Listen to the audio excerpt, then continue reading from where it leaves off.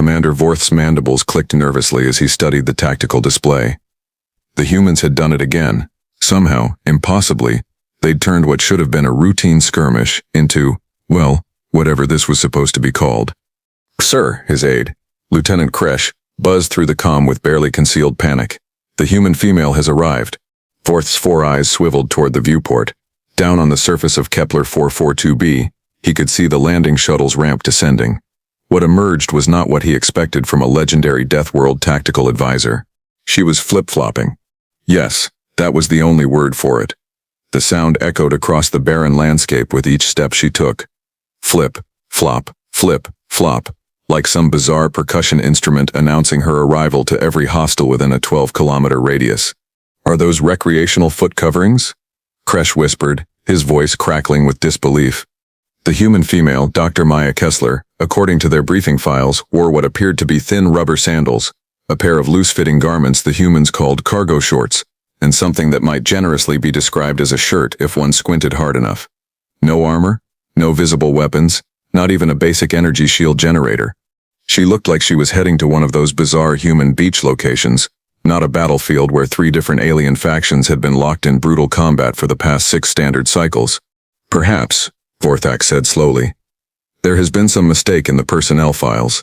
Through his scope he watched as Maya paused at the bottom of the shuttle ramp, pulled out what appeared to be a primitive communication device, and began tapping on it, with her thumbs, while explosions erupted approximately 200 meters to her left.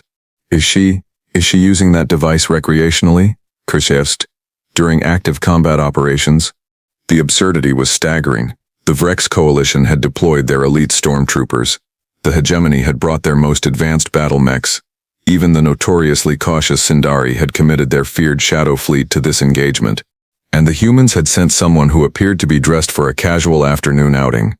Maya finished whatever she was doing on her device, probably checking the local weather, knowing humans, and began walking toward the command bunker. Her flip-flops made that infuriating slapping sound with each step. Flip, flop, flip, flop. "Sir," another voice crackled over the comm. This was Major Thek, their ground operations coordinator, and he sounded like he might be having some kind of nervous breakdown. "The human is requesting access to our tactical network." "Requesting?" Vorthak found himself asking. Humans didn't usually request anything, they typically just took whatever they needed and explained later, if at all. "Yes, sir," she said, and I quote, "Hey there, can I borrow your Wi-Fi password? Mine's being weird." Vorthax felt a migraine developing behind his primary optical sensors. Wi-Fi. The humans and their endless need to remain connected to their information networks even during military operations. "Give her the access codes," he sighed. "Sir, with respect, our tactical network contains highly classified..." "Lieutenant, have you ever tried to refuse a human access to their communication networks?" A pause. "No, sir. It doesn't end well. Trust me." Down on the surface, Maya had reached the bunker entrance. She paused, looked directly up at their observation position 3 kilometers away, and waved, actually waved, as if she could see them through their advanced stealth shielding. Which, knowing humans, she probably could. "How does she even know we're watching her?" Kresh muttered. The bunker doors slid open, and Maya disappeared inside. 30 seconds later, alerts began cascading across every display on their bridge. "Sir." The communications officer's voice pitched higher. "She's accessing our tactical database." "Already?" Vorthak's mandibles spread wide in surprise. "It's been less than a minute." She bypassed 17 security protocols using something called basic social engineering. Of course she had. Humans had this peculiar ability to convince anyone to give them whatever they wanted simply by asking nicely. It was terrifying, really. More alerts. The tactical display began shifting. Data streams reorganizing themselves into patterns Vorth had never seen before. "What is she doing?" he whispered. The answer came from Major Thek, his voice now carrying a note of reluctant admiration. "Sir, I think she's taking command." "Taking command? She's been here for 3 minutes. 2 minutes and 47 seconds actually, sir." On the display, Vorth watched as troop movements began shifting across the battlefield. Not their troops. Those were still following standard defensive protocols. But the Vrex formations were starting to move in ways that made no tactical sense. Their advanced stormtroopers were repositioning into what appeared to be, was that a parade formation? "Major Thek, what are you seeing down there?" "Sir, The human female has apparently convinced the Vrex commander that this is actually a joint training exercise, not a real battle. She's got them running formation drills. Vorthak's mind reeled. How did she convince them of that? She showed them something on her communication device. I think it was cat videos. The hegemony mechs were moving now too, their massive war machines stomping across the battlefield in what could only be described as a choreographed dance. Each 70-ton mech stepped in perfect synchronization, creating an oddly hypnotic pattern. The hegemony forces are also standing down, the Thek reported. Apparently the human explained that their mech's movement patterns were perfect for something called a flash mob, and now their pilots are competing to see who can perform the most elaborate routine. Vorthak stared at the tactical display, watching 3 separate alien military forces essentially having a dance party in the middle of what was supposed to be a strategic engagement. And the Sindari? Well, sir, that's where things get interesting. Maya convinced their Shadow Fleet commander that stealth technology was actually quite primitive compared to human social media algorithms, and now he's asking her for tips on improving their cloaking systems. This was insane. This was impossible. This was— Sir, Kresh said quietly, look at the casualty reports. Barrett's eyes flicked to the display. 0 casualties. For the first time in 6 standard cycles of continuous combat, nobody was dying. His communication console chimed. An incoming message from the surface. Maya's voice came through crystal clear, cheerful as if she were ordering coffee instead of reorganizing an active battlefield. Hey, Command. Maya here. I've got the situation pretty well sorted down here. The Vrex guys are super sweet once you get to know them, and the hegemony pilots are actually really talented dancers. Who knew? Anyway, I'm thinking we should probably set up some kind of cultural exchange program instead of, the whole shooting thing. These folks have been fighting over some pretty basic resource allocation issues that honestly could be solved with a decent spreadsheet. Oh, and I borrowed someone's charging cable for my phone. Mine died during the shuttle ride and I was starting to get anxiety about my social media notifications. You understand? I'll send up a full tactical report in a bit, but the short version is, problem solved, nobody's shooting anybody, and I think the Sindari commander wants to hire me as a consultant. Pretty good first day, right? The line went quiet. Vorthak stared at his tactical display, where 3 of the galaxy's most feared military forces were now engaged in what appeared to be an impromptu cultural festival. Somewhere in the middle of it all he could make out a small figure in flip-flops, apparently taking selfies with a group of Vrex stormtroopers. Sir? Kresh's voice was barely a whisper. What do we do now? Vorther's mandibles clicked once, twice, then settled into what might charitably be called a smile. I think, he said slowly, we're about to learn why humans call it winning hearts and minds. The tactical display chimed again. Another message from Maya. Oh, one more thing. I promised the Vrex commander I'd show him how to set up a TikTok account. Apparently their species has this amazing traditional war dance that would totally go viral. I'm thinking we could monetize this whole situation. Space battles are so last century anyway. Also, does anyone know where I can get some decent coffee around here? The shuttle only had that synthetic stuff and honestly it was kind of tragic. Vorthak looked at his crew, all of whom were staring at him with expressions that suggested they might be questioning their career choices. Get her the coffee, he said finally. Whatever she wants. Because if there was one thing he'd learned in his years of studying human military tactics, it was this. Never ever get between a human and their caffeine. Especially not one wearing flip-flops. 3 hours later, Commander Vorth found himself in the most surreal situation of his 30-year military career. He was sitting in what used to be a strategic command bunker, now transformed into what Maya cheerfully called a collaboration space, watching alien species that had been trying to exterminate each other share snacks and compare family photos. The coffee had arrived.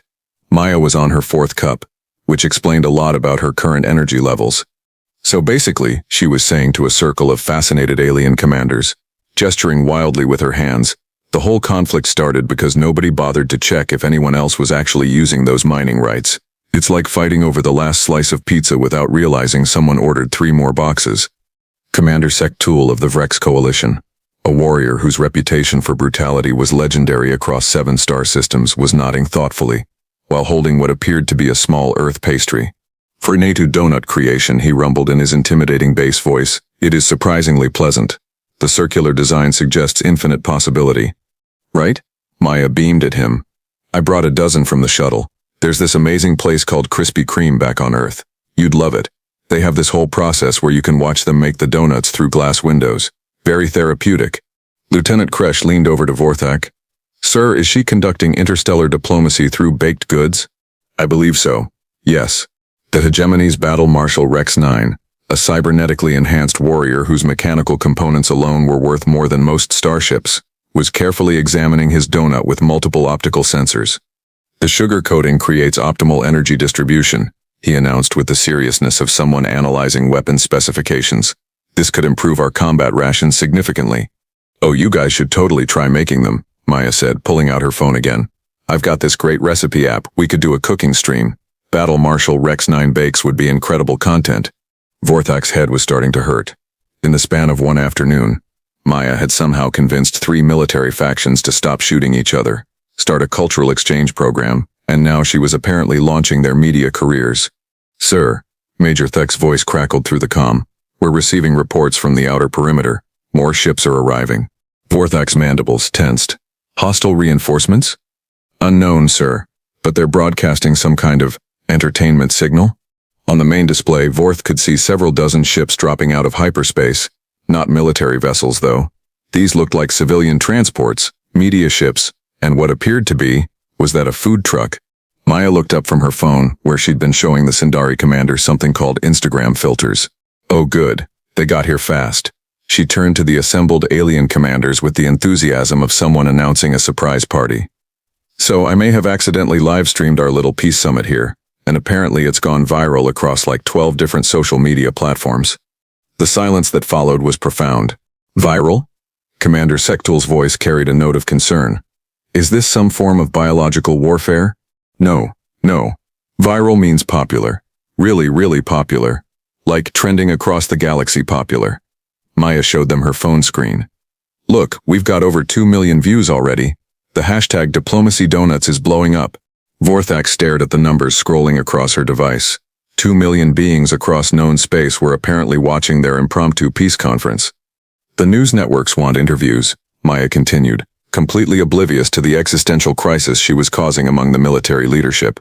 Galactic Net called. Zephyr Broadcasting wants exclusive rights, and there's apparently a betting pool on whether Commander Sektul will try the chocolate-glazed ones.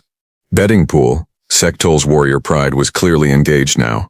What are the odds? 3-1 against. Apparently your species has a reputation for avoiding sweet foods. The massive Vrex commander's eyes narrowed dangerously. Unacceptable. He reached for the chocolate donut with grim determination. I will show them the truth of Vrex courage. And that was how Vorth found himself watching a legendary alien warrior take his first bite of a chocolate-glazed donut while millions of beings across the galaxy watched via livestream. The expression on Sektul's face was something poets would write about for generations. Pure, transcendent joy mixed with what might have been religious enlightenment. This, he declared, holding the donut aloft like a sacred artifact. This changes everything. The comment section on Maya's stream exploded. Donations started pouring in from viewers across the galaxy. Apparently people really enjoyed watching scary alien warriors discover Earth snacks. Maya, Vorthak said carefully. What exactly have you done? She looked up from her phone, where she was apparently managing 17 different social media accounts simultaneously. Oh, you know the usual. Ended a war, started a cultural revolution, launched a few media careers, pretty standard Tuesday stuff. It's a galactic standard Thursday. Prenite grid machine. Thursday streams get better engagement. More alerts cascaded across the tactical displays. The incoming civilian ships weren't just carrying media crews. There were food vendors, merchandise sellers, and what appeared to be talent agents. The Sindari commander wants to know if he can trademark his cloaking demonstration, Maya announced. Apparently invisible magic tricks are huge on social media, and Battle Marshal Rex 9 just got offered a cooking show deal. A cooking show? Mechanized meals with Rex 9. The producers think his precision movements would be perfect for instructional content. Plus, the whole emotionless robot learns to feel through food angle is very marketable. Vorthak watched as more civilian ships continued arriving. What had started as a military conflict was rapidly turning into the galaxy's most popular entertainment event. Sir, Kresh whispered, I'm receiving reports that similar conflicts across the sector are requesting human diplomatic consultants. Apparently everyone wants to know how to go viral. Maya looked up from coordinating what appeared to be a multi-species cooking competition. Oh yeah, that's totally doable. I've got like 12 friends back on Earth who would love this gig. Riley's got a master's degree in conflict resolution and makes these amazing cupcakes. and Jake's a social media manager who knows everything about viral marketing. You're suggesting we replace military intervention with baking influencers. Why not?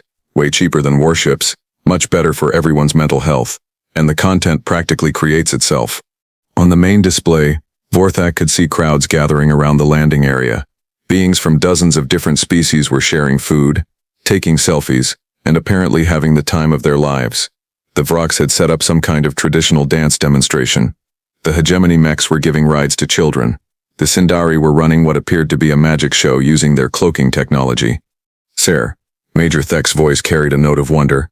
Casualty reports are still at 0, but we're getting massive spikes in what the humans call positive social interactions, and something called cross-cultural understanding. Maya beamed. See? This is what happens when you replace bullets with actual communication. Plus, look at all this content. We're going to be trending for weeks. Vorthak's communication console chimed with an urgent priority message. High Command was calling. Commander Vorth, came the stern voice of Fleet Admiral Quinrex. We're receiving some very unusual reports from your sector. Yes, sir. The situation is unique. Our intelligence suggests that a single human female has somehow converted an active military engagement into a social media event. Is this accurate? Vorthak looked around the bunker. Maya was now teaching Commander Sektul how to use TikTok filters while Battle Marshal Rex 9 live-streamed his first attempt at making coffee. In the background, someone had started playing what sounded like Earth music, and several Sindari were attempting to dance. That's a very simplified summary, sir, but essentially correct. A long pause.